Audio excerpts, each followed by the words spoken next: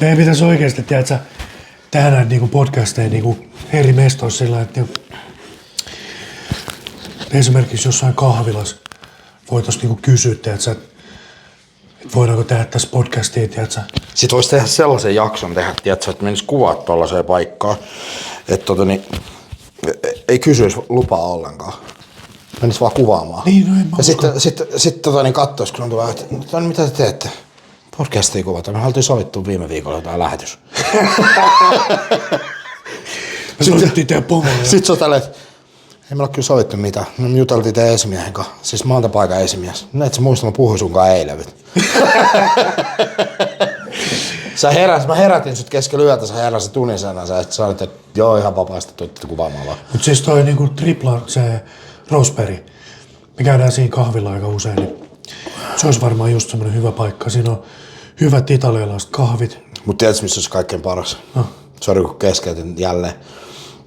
Toi Arnoldsi. Se olisi ihan vitsi. Siinä voidaan vähän vetää munkkeja, kun on sokerikooma. Testataan vähän näin. Vedetään se kunnon sokerikooma. Yeah. Normaalisti siellä mikkien kanssa testing, se on munkkien kanssa testing. Joo. Mutta mitä sulla muuten menee? Sulla on, ootko sä niinku aloittanut nyt kisadieettiprojektin? Siis ei, mulla on nyt 26 viikkoa vielä on bulkki jäljellä. Niin metsä syksyllä nyt vai? Marraskuussa. Niin, no eli sä kuuntelit, sä otit joo. Siitä mun neuvosta joo, vaan. Joo, kyllä. Koska oikeasti, kun mä aloin ajattelemaan, että kun mäkin on kumminkin seurannut, mä tiedän, että sä pääset kovaa kondikseen, mutta sitten mä mietin, että vittu sulla tulee kiire, että sulla tulee oikeasti niinku...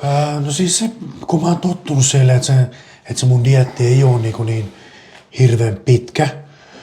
Ja sit siinä loppumetreillä aina on niinku annas, ei ole tavallaan siitä dieetin pituudesta johtunut, vaan sitten että on kussu ne hommat vähän niinku tavallaan siinä ihan loppumetreillä niinku tavallaan sitten sen takia, että niinku tavallaan täyttö on se, mikä on mennyt, yksi mikä on mennyt pieleen, mutta sitten tavallaan ne ravinteet, mitä siinä dieetin loppumetreillä. Että sitä mä niinku tossa niinku monta vuotta mietin, että jos mä jätän kaikki pois 2 viikkoa ennen, että onko siinä mitään järkeä? Koska mietin nyt, estrogeenit nousee pilviin, kortisolitasot nousee pilviin.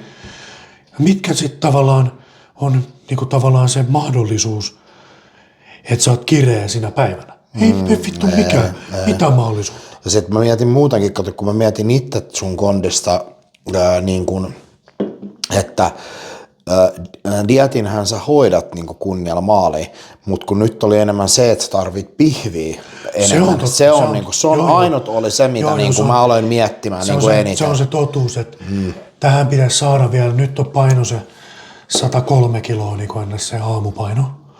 Niin sen aamupainon pitäisi olla, mitä mä nyt tossa on miettinyt, että se olisi niinku hyvä niinku lähtö, 115 tai 110.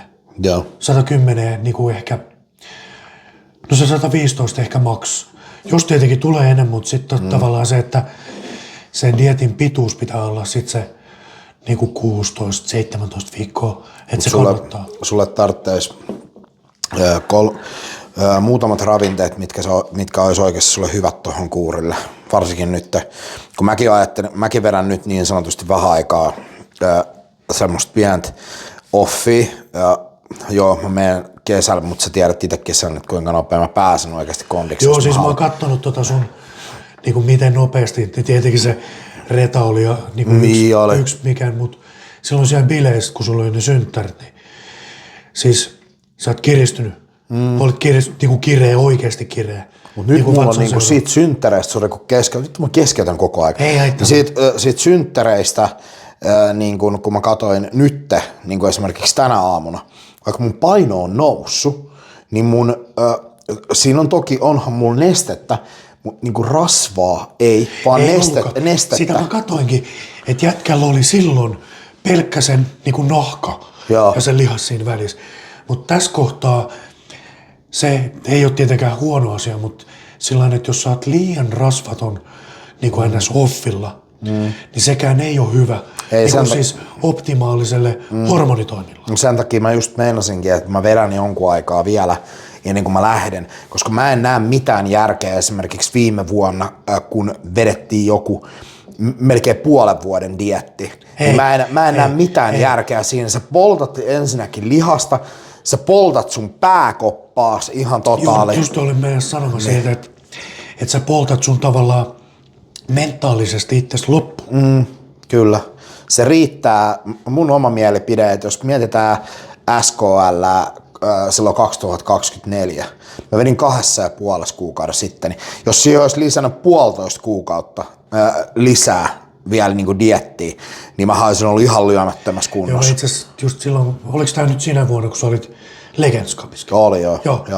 Niin joo, silloin mä katsoin sun kuntoa siis, sä olit Legends Cupissa, kova kondis, pyöreät lihasta ja näin poispäin, mutta pikkusen esteinen. Oli. Tiedätkö, jos siitä olisi just se 1,5 kuukautta diettiä vielä jatkanut, voi vittumiskunta. Jep.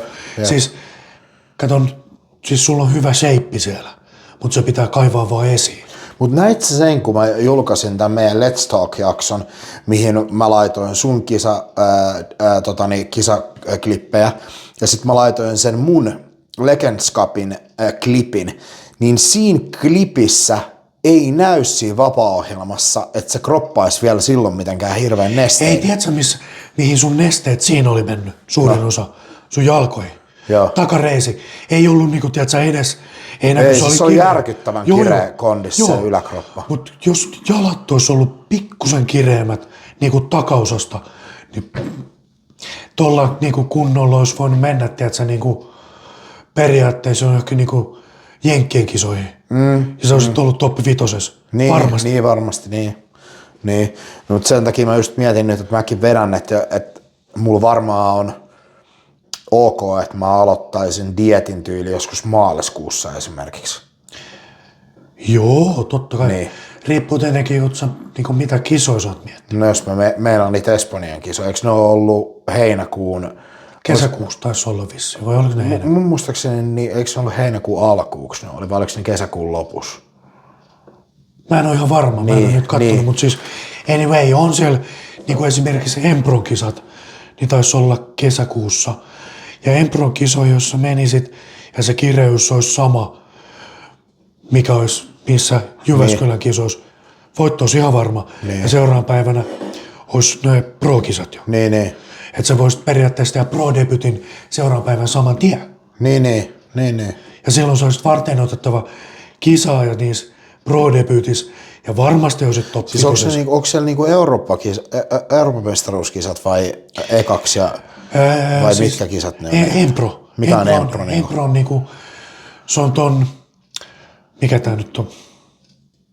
Emilio Martinezin vaatemerkin niinku tämmöiset kisat. Joo.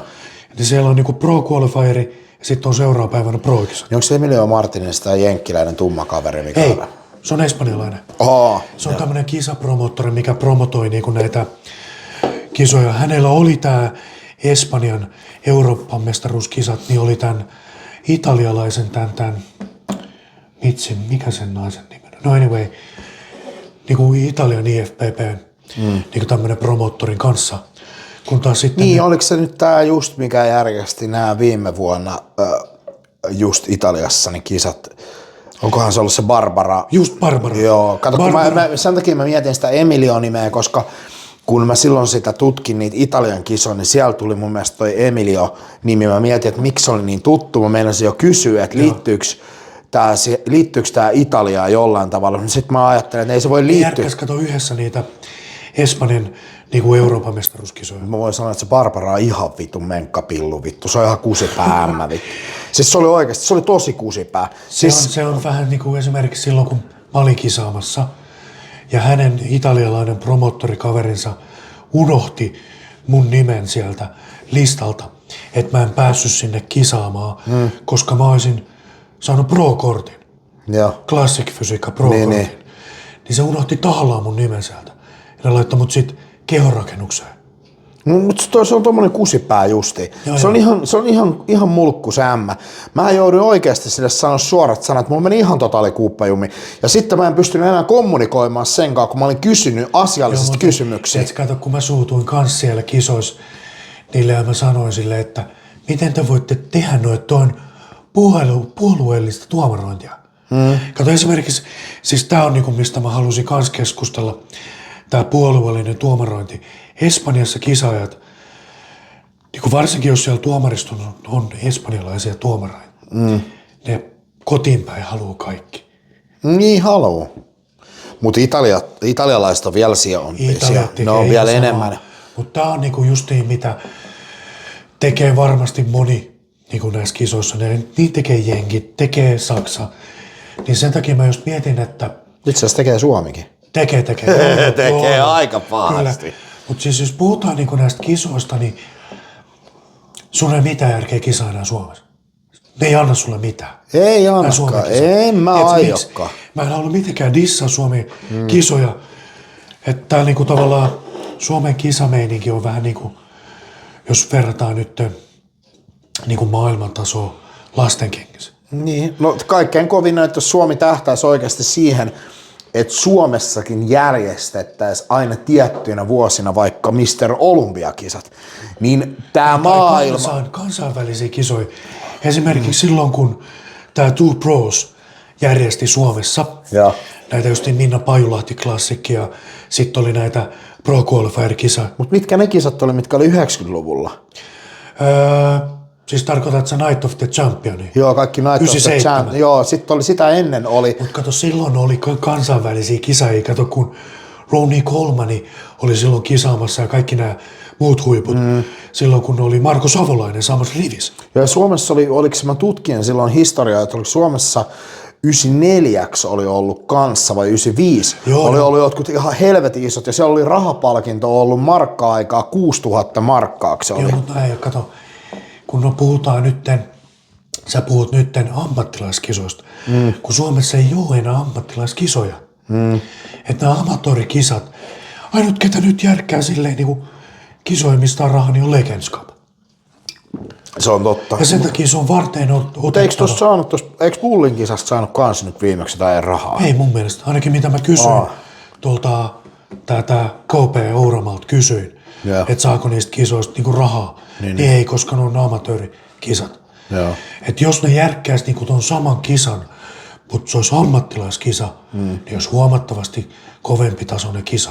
Mutta toi oli viime vuonna, täytyy Legends Cupista sanoa se Suomen kisoihin, että se oli kovan näköinen toplineri. Se oli iso lihaa lavalla. Joo, siis se oli hyvin järjestetty niin kuin silloin, jos puhutaan nyt Legends Cupin niin kuin ensimmäistä kisat. Niin, toi 2025 oli paljon upeampi kuin 2024.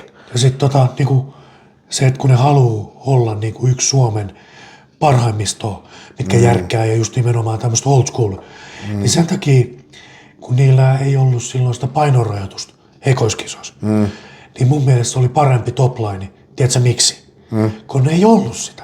Nyt kun niillä on se painorajoitus, niin se vähän menettää sitä. Otti sen painorajoituksen siihen. Joo. Kato, se ei ollut silloin, kun mä olin osallistumassa niihin kisoihin, niin silloin sitä ei vielä ollut sitä painorajoitusta. Se on viime hetkellä varmaan sit otettu siihen, koska se ei ollut silloin, kun mä olin 2000 viime vuonna menossa niihin kisoihin. Voi olla toki, että mä oon väärässäkin, mutta mun mielestä siellä oli niinku, taisi olla niinku 90 kilosten sarja ja sitten yli 90 kilosten sarja.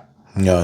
Mä luulen, että vähän niinku tavallaan haluaa mätsää sen niin 90, siis 90 kilosta, kun sä sanoit 2 kertaa 90 kilosten sarja, oliko siellä niinku 90 alle, plus. Niin, eli 90 ja sit plus 90. Joo. Mutta mun mielestä niinku, jos puhutaan niinku ammattilaistason, niinku NS-ammattilaistason niinku kehonrakennuksesta, varsinkin tää niinku Legends Cup, jos järkkäisi, että siellä ei olisi sitä painorajaa, vaan katsottaisiin nimenomaan se fysiikka, niinku, että ihan sama, että onko siellä vaikka nyt joku 75-kiloinen, tiedätkö, 100-kilosta äijän joukossa. Koska ei se ratkaise, tietenkin jollain määrin, tietenkin, että mitä massaa sulla on, mutta no esimerkiksi tämä kaveri, ketä nyt oli Olympiaskin, olisiko se nyt ollut parhaimmillaan joku 85 kiloa. Tää justiin, mistä me puhuttiin silloin yksi kerta. Ei ollut Leina. Ei kun siis jenkkiläinen kisaaja. Olympia. Niin, meinaat sä sitä, mikä veti itsensä ihan kuivan kesän oravaksi vai kenestä? Se, ketä nyt valmees, on vanha äijä jo. Ja valmees. Niin, me puhutaan tästä... Hadik. Frank Shane. Frank Shane, joo. Joo. Niin, hänellä oli siis todella hieno fysiikka. Jos puhutaan nyt niinku classic fysiikka. Kuvitellaan, että jos Frank Shane aika olisi nyt, niin ei kenelläkään niin hienoa fysiikkaa. Ei ois, ja sit kun siihen vielä vetäisi sen kireyden vielä kovemmaksi, koska siihen aikaan kun on ei oltu niin kireitä, mitä nykyään. Pehmeitä, aika pehmeitä. Mutta siihen kun vedettäisiin tollainen kisakireys, mikä tänä päivänä on, niin se olisi aivan lyömätön lavalla. Ei kellään olisi saumaa niinku oikeasti siinä niinku voittomahdollisuuteen. Silloin ei pelata enää niinku massalla, vaan siellä pelataan niinku kireydellä. Niinku mitä mä tässä niinku NBCn kisoista, jos puhutaan niinku amatööritasolla, niin Pro Qualifierista, niin siellä ei pelata sillä massalla niinkään, vaan kireydellä. Ja IFBB-tasolla taas sitten enemmän massalla. Niin. Mun mielestä pitäisi olla yhdisteltynä kaikki. Tietenkin joo siellä. Niinku oikeasti, ei, mutta siis oikeasti jos me lähettäisiin tuomaroimaan, niin meillä on silleen aika lailla niin kuin monesta asiasta semmoinen samanlainen ajattelutapa. Ja kun me puhutaan ikään kuin kehonrakennuksesta, niin kyllä meistä molemmat me katsottaisiin kireys ja me katsottaisiin massa, jos puhuttaisiin raskassarjasta. Mutta siellä pitäisi olla myöskin se esteettisyys. Joo, siis totta kai. Siis tietenkin jos kuvitellaan nyt, jos esimerkiksi mitä mä petyin nyt niin kuin olympiavoittajaan, tämä ketä voitti, niin ei sen olisi kuulunut voittaa. Tiedätkö miksi? Se kireys ei ollut sitä luokkaa esimerkiksi niin kuin tällä sillä arabievällä. Ja se esteettisyys oli kaukana siitä, niin kuin mitä oikeasti, mitä mä odotin olympiasta. Ja mä olin niin kuin, silleen, niin kuin mä ajattelin, että se arabi voittaa tälläkin kertaa. Niin mä olin tosi pettynyt siihen. Oot sä kattonut, niin kuin mitä tulee tähän Mr. Olympiaan? Mä en kattonut niitä kisoja meinaan. Mun on tosi vaikea silleen tuohon niin kommentoida tuohon. Mutta oot sä kattonut nyt, mitä on huhuttu Mr. Olympiasta? Nythän on ollut ihan sikana huhuu siitä, että muun muassa että Kai Greene tekisi paluun. Ja nyt tuli ensimmäinen uutishuhu siitä, että Phil Heath vetäisi sitten se classic-fysiikkaa. Et sä nähnyt niitä harjoituksia, kun se harjoitteli classic-fysiikka-poseerauksia. Siis... Ja siitä tuli hirveä kommenttimylläkkä, että se veti klassikki-poseerauksia ja harjoitteli, että kokeillaan klassikkiä. Ja sitten sieltä tuli hirveästi, että tää olisi nyt totaali uutinen, jos oikeasti Heath tekisi paluun, mutta se tekisi classic-fysiikassa, koska se on laihtunut ihan sikana. Se on laihduttanut. Se massa ei ole kumminkaan hävinnyt sieltä. Ja siis oot sä nähnyt sitä nyt? En mä nyt. Siis se on laihtunut ihan sikana. Siis se on laihtunut vielä enemmän, kun se laittoi kädetkin tälleen, niin se kädet ollut enää ollenkaan niin valtavat, mitä ne on ennen ollut. Ne on laihtunut, ja sitten nyt kun vedettiin Jay Cutlerilta sen vanha kunto ja tämän päivän kunto, niin ainut mitä silloin, niin silloin massaa lähtenyt, mutta se on entistä kireempi. Se on ihan järkyttävä upeassa siis kunnossa ikäisekseen. Joo, siis mä katsoin sen kuvan, kun se posettaa siinä, niin ihan siis... Eihän se massa tietenkään enää voi olla mitenkään sama, mitä ei, ennen. Mutta jos se veteraaneihin menisi kilpailemaan, niin se voittaisi siis, niinku ihan. Totta kai. Ja siis sehän on niinku varten otettava kisa ja siltikin, vaikka se massa ei ole samanlainen kuin back in the days, eikä voikaan olla. Koska siis mun mielestä toi olisi niin siistiä, mun mielestä mä voisin katsoa, mä en pidä niitä, vaikka jengi on sellainen, no eläkeläisinä pappoja. Mun mielestä, mä en kutsu niitä miksikään eläkeläisiksi tai papoiksi, vaikka ne on lähelle 50, koska ensinnäkin Jay Cutler on ikäisekseen helvetin hyvässä kunnossa, Heath on tosi hyvässä kunnossa, Lee Breestikin olisi vielä potentiaalinen oikeasti. Oletko sä nähnyt sen kuntoon? Joo, on. Ja siis kun Priestistä on ollut nyt huhuja jo 2 vuotta, että se on ollut tekemässä paluuta. Siitähän on ollut jo huhuja.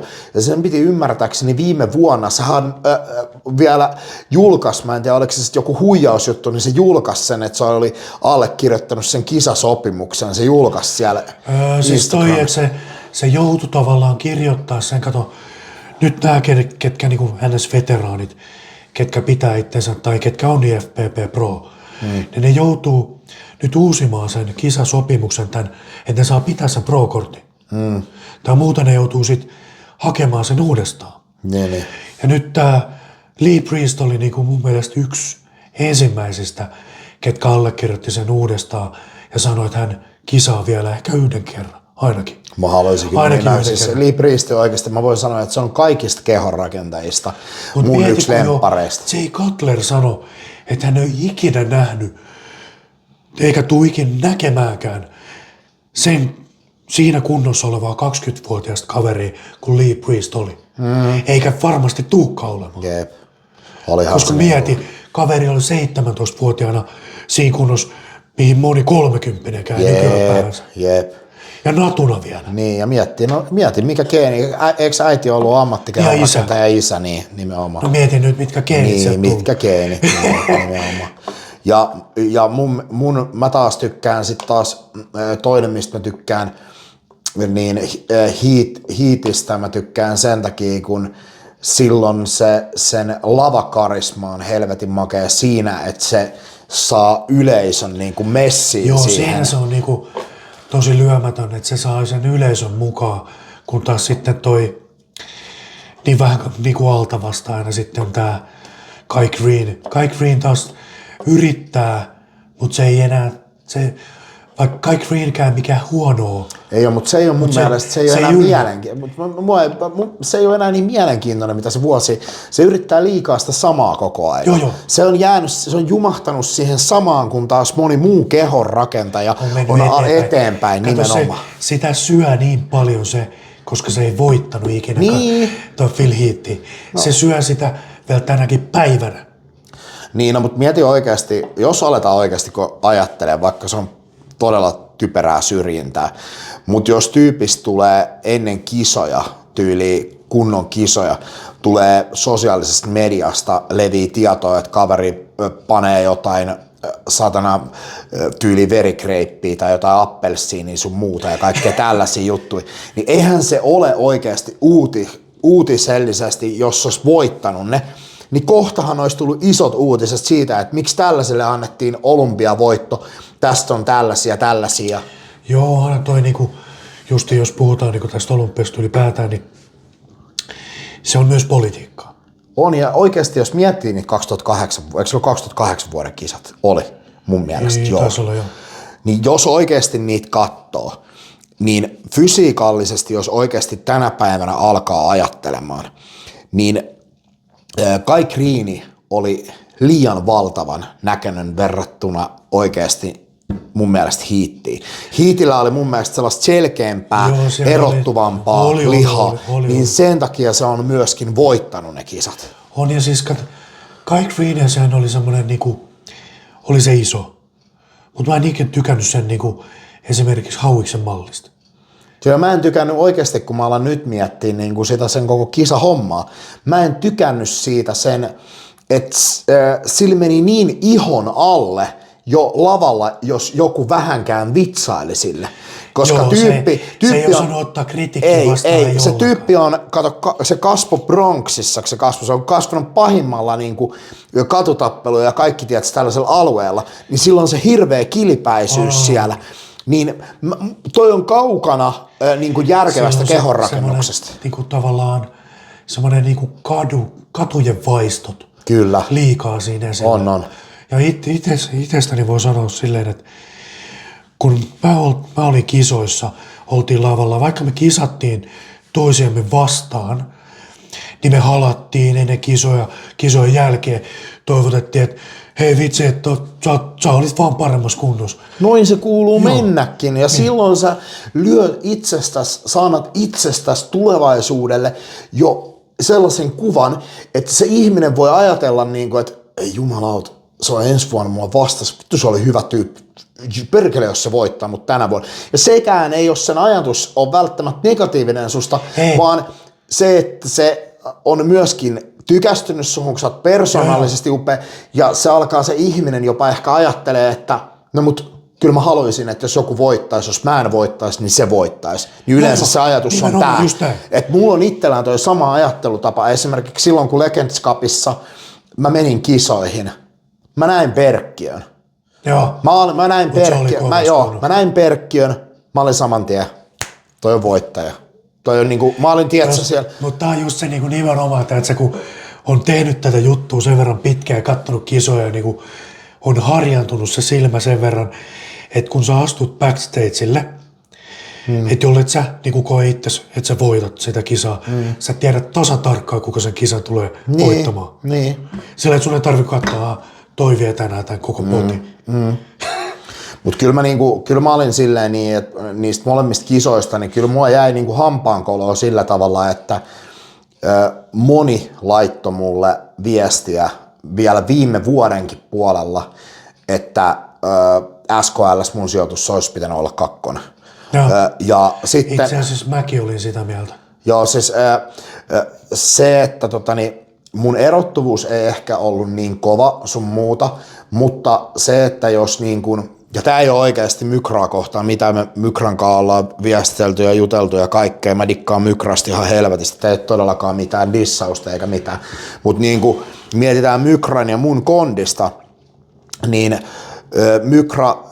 Mykran kunto oli liian tyhjä oikeasti siellä lavalla. Se oli vähän flätti. Niin siinä nähden, niin siinä meni vähän tuomarointi pilalle, mutta jumalauta, kun mä näin Legends Cupissa Mykran, niin mä olin silleen niin, että onneksi me ei kilpailla samassa sarjassa, että nyt on pituusero. Niinku, ja meillä oli vielä Mykran kanssa, mä muistan, kun Mykra oli päkkärillä, se katsoi mua ihan helvetin vihaisesti. Ja mä mietin sitten, että onko se suuttunut mulle sit, kun mä SKL:n kisoissa menin se eteen ja poserasi ja kaikkea. Ja heitin vielä päkkärille jotkut läpät niin kuin sille. Ja sitten mä laitoin sille viestiä, että onhan meillä välit niinku kondiksessa tälleen. Mitä vittua, että mitä sä kelaat tuollaista? Totta kai, että mä dikkaan ja sitä ihan helvetistä ja kaikkea. No päkkärillä mulla oli sellainen olo, että jos katsella olisi voinut tappana, se olisi tappanut mut siihen paikkaan. Sitten se oli että no ei, kun mä katsoin se on monta kertaa, että niinku mulla olisi tehnyt mieli jutella sulle, sitten mä katsoin Tutse juttelemaan mulle, mä sanoin, että mulla ei käynyt pienessäkään mielessä, että mä tuun juttelemaan sulle, kun mä katsoin sun äijä, silleen, vittu kuulkin tänne näin, vittu mun revirillä, vittu sä kuolet saatana. Mutta siis Mykrässä mä dikkasin, mitä mä oon nyt kattonut niinku välissä niinku kuvia, videoita, niin sillä on helvetin kovat hartiat. Tiedätkö, mitä se muistuttaa? Se muistuttaa mun mielestä kropan rakenteellisesti. Siitä tulee vähän hiitin luukkiin mieleen. Joo, itse asiassa pikkusen, jos niinku... Siis... Nyt viimetteeksi, kun mä katsoin sen, kun se laittoi itsestään, kun joku laittoi poseerausvalmennuksia ja mä näin Mykran selkäposeerauksen, niin mä katsoin sitä selkäposeerausta, se oli muutun ihan hiitti mieleen. Joo. Jotenkin. Ja silloin niinku, muutenkin silloin niinku hyvä tasainen fysiikka. On. Mutta se vaan, niinku, nämä ketkä kisaa niinku Suomessa niinku, tiedätkö, vuodesta toiseen, niin miksi ne ei kisaa, tai tietenkin jos on tavoitteena, että sä vaan niinku, otat Suomen mestaruuden ja näin pois, kisat ns. Niinku, puoli niinku, silleen tosissaan. Mutta jos tätä juttua niinku, tekee niinku, tosissaan, tavallaan silleen, että sä haluat edetä tässä jotenkin, ja vaikka ehkä tulevaisuuden vaikka tienata vähän rahaakin, niin kyllä mä niinku Mykränä mä lähtisin ehkä kisaamaan johonkin niinku tyyliin vaikka Ruotsiin. No kyllä mä juttelin vähän niinku viimeksi, mäkin on niinku... Silleen, että se vähän kokeilee niinku kepillä jäätä. Se jätkä saa niin järkyttävän isoa lihaa rakennettua itselleen. Ja kun se sen lihan osaa hyödyntää oikein dietillä ja kaikkea, että saa pidettyä sen, niin se on aivan helvetin lyömätön lavalla. Se on hyvä esiintymään. Ja ensinnäkin vielä niin kuin ihmisenä se on sellainen lepponen kaveri, milloin mun mielestä äärettömän upea luonne. Että se on, mä tulin vaan tänne näin ja mä kävin vaan nää kisattiin. Että silleen, niin siis se ei ole semmoinen, sillä ei ole mikään egoilun tarve millään tavalla, kun me ollaan vähän ehkä sellaisia egoluonteita välillä, tiedätkö? Niin sille ei ole niin kuin, mä dikkaan. Ja sitten toinen... Se on tosi jalat maassa oleva tyyppi. Tiedätkö, mikä oli kans, mistä mä tykkäsin ihan helvetistä, mua ärsytti, kun se lopetti. Oli mun yksi lemppari suomalaisista kehonrakentajista ja vielä veti nuorena aika kovan niin kuin debyytin, kun se siirtyi sitten niin kuin Darksidein puolelle, niin Olli Kemppainen. Joo. Se oli niin kuin, muistatko sen vuoden, kun se meni vetää guest postit sinne Kultsalle, missä oli Kille Kujala vetämässä Kultsalla ja sitten siellä oli Nyyssis ja sitten siellä oli Olli Kemppainen. Mutta on kaikki justiin niinku näitä niinku Suomen niinku sen ajan vanhan liiton niinku podareita, mitä niinku, ei sitä näe enää tollaista, tiedätkö? Sen takia niinku meidän niinku just sellaisten, kellaista isoa lihaa on, niin meidän pitäisi yrittää ylläpitää sitä jollain tasolla. Onhan mäkin nyt totta kai, kyllä mä oon väkisin alkanut ajattelemaan, että jumalauta mikä työmaa, 95 kiloseksi, mutta jos mä vedän 95 kiloseksi, mä teen jotain niin lyömätöntä, mitä kukaan kehonrakentaja ei ole koskaan tyyliin tehnyt. No ja mä näytän siinä myöskin, että vittu kello on oikeasti munaa siihen, miettimättä oikeasti sitä, että nyt mä pienenen tai jotain. Ei, mutta tää on just se, kato, kun niin silloin kun tästä puhuttiin alun perin, silloin se oli paino joku 120 jotain. Vittu varmaan 126 lähellä. Niin, jotain. Niin. Mä mietin itse sitä niinku mielessä, että niinku... Sä olit sitä vittu, mikästä rutsia tossa tulee. Mä mietin, että niinku tavallaan sä vähän pienenet, mutta samalla sit jos on oikeat ravinteet ja oikein mentaliteetti... Ai vaan mut koko ajan sellaista rutsina sillä. Niin, niin kyllä sinne niinku... Sitten mä mietin, että niinku tavallaan sen toisen puolen, että kun sä oot vittu 95 kireenä, niin tiedätkö, siellä näkyy lihassäikeet perseestä, pohkeesta, ihan kaikista paikoista. Niin jos ei sillä kropalla voita... Meitä se on kotkamiehenä siellä. niin tuomarit on sokeita. Niin. Se on, ja jos mietitään, että palataan oikeasti vuoteen 2016 ja mun kisapaino oli silloin, puntaripaino oli joku 89,7 se oli.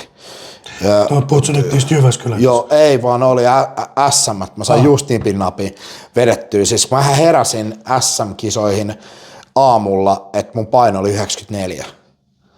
Ja mietin, että mun pitää olla alle 90 kilpailija. Ja mä olin silleen, että not gonna happen.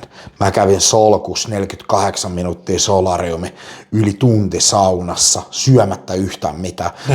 Siitä mä tiputin nesteitä 5 kiloa. Mä olin 25 tuntia syömättä ja juomatta. Ja sit mä jouduin, toi kaveri toi mulle diureetin ja sit se toi mulle C-vitamiini tabletin, mikä mun piti pureskella, että mä en saa ottaa mitään nestettä tyyliin senkaan. Mä olin silleen, kooksenut mennä lentää. Mutta toikin on just niin, jos puhutaan niin diureeteista, niin mä en ole itse käyttänyt diureetteja, niin siis näitä niin farmaseuttisia. Mä en tiedä, haluanko mä enää koskea niin. Ne on niin hengenvaarallisia oikeasti loppupeleissä. Että mä käytän tai pyrin käyttämään luonnonmukaisia diureetteja, niin kuin voikukkaa, tämmöisiä, niin kuin, mitkä tavallaan oikeasti tekee sen saman efektin, mutta turvallisemmin. Kyllä, ja sitten on mikä juuri se on, se potenssipuu, mikä tää nyt on? Joo, mä tiedän, mitä sä tarkoitat. Nyt vaan, jengihän vetää sitä ihan... Sitten on, tiedätkö, näitä justiin näitä niinku kolauute, natukolauute, kaikkia näitä, tiedätkö, siis tosi paljon on niinku semmosia, mitkä boostaa sitä sun veden poistoa. Ja noin niinku, ne on turvallisia ja silleen, että niinku jos sä verrat niinku farmaseuttisia diureetteja, kun puhutaan farmaseuttisista diureetteja, puhutaan niinku lasiksista ja mitä nyt näitä kaikkea on niin. Tosi paljon, niin ne on vaarallisia. Jos et sä osaa tai on niitä koskaan käyttänyt ja käytät niitä liikaa. Ja vaikka sä osaisitkin, kyllä sä poltat niinku lankaa molemmista päistä. Nimenomaan, koska siinä vaiheessa, kun sä rupeat olemaan niinku kisakireä ja kun monet niin Jenkeissä varsinkin, ne katkaisee sen koko veden niinku päivää ennen kisoja, että ne ei juo koko päivän vettä. Se on vireä. No mieti, jos mä kävin 2016 kilpailemassa, mulla oli se Jyväskylässä, mulla ei ollut mitään diureetteja. No joo. Niin. Mulla se näki kunnosta. Niin. Koska se kunto oli, se oli niinku paperin ohutta se iho. Niin. Ja se kireys näkyi sillain, että sä et edes niinku jännittänyt ittees. Silloin sä oot oikein reitillä. Ja tätä kuntoa, nyt kun sä meet kisoihin, niin me haetaan tää sama kondis, sama kireys. Kyllä. Eikä mietitä sitä puntaria, että paljon sä painat siellä. Ei, sitä ei pidä mun vaan mielestä. haetaan se kireys nimenomaan. Ihan sama, vaikka se tippuu, tiedät sä johonkin 90. Niin. Koska sä nouset sieltä kumminkin nopeasti. Kyllä. Ja sitten siinä on kumminkin, kun siinä on täyttö, jonkun verran sitä täyttöä ennen lavalle nousu, niin kyllähän se siitä nousee. Et sehän olisikin ihan helvetin hyvä, sanotaan, että jos sais vedettyä vaikka painon esimerkiksi tyhjäksi tyyliin vaikka 91, niin siitä tulee esimerkiksi silleen, että sulla on vaikka se kisapaino about joku 94 tai jotain. Niin sehän sitten riittää niinku siihen just siihen plus 90 esimerkiksi. Jos se riittää, jos sä meet Pro Golferiin, niin se riittää siihen raskaaseen sarjaan, eli 90-102 sillä välillä. Niin siihen sun kannattaisi ehkä pyrkiäkin, että se olisi siinä välissä. Koska jos sä lähdet sinne light heavyweight puolelle, mikä on taas 80-90, niin sit se on liian kuuma. On. Ja sit kun tästä ihmetellään, että minkä takia mä oon ottanut tällaisen projektin, minkä takia mä oon halunnut lähteä tähän. No ensinnäkin mä voin sanoa, että yksi mun esikuvia on oikeasti suuria vaikuttavia esikuvia on Lee Priest. Ja jos Lee Priest on pystynyt tohon, niin miksi mä en pystyisi? Jos Lee Priestin off-seasonin paino on ollut parhaimmillaan 130 kiloa, ja se on tiputtanut sieltä kireimpään kuntoon tyyli johonkin 93 kisapainon. Niin jos tästä nyt rupeaa joku mulle mussuttaa jotain, että miksi teit tolle? Ensinnäkin mä teen sen myös sen takia, että mun keho voisi hyvin, mun mieli voisi hyvin, mä voisin henkisesti hyvin, mä jaksaisin tehdä asioita, mä olisin entistä energisempi, koska mä voin sanoa, että ihmisen, jonka oikeasti peruselopaino, jos ei puhuta kehonrakennuksesta, sellainen suht kova kondis, niin kuin puhutaan vaikka naturaalikondis, tämän pituiselle kuin minä, niin se on sellainen reilu 80 kiloa. Niin kuin oikeasti. Joo. Ja mun pituisella kaverilla, jolla paino on melkein hipoo 130 kiloa hivonnut off-seasonilla, niin ei se ole tervettä, siitä on terve aika kaukana. Se on totta, ja sitten miettii niin kuin hengityselimet kärsii siinä. Kun säkin oot, eikö sä mua pidempi jonkun verran? Mä oon 1,72 m. Niin sullakaan ei ole ollut noin niin offipainot kuin mulla. Ei, mulla on parhaimmillaan ollut paino, olisiko se käynyt siellä jossain. Mitähän mä osaisin sanoa? No se on varmaan 118 jotain.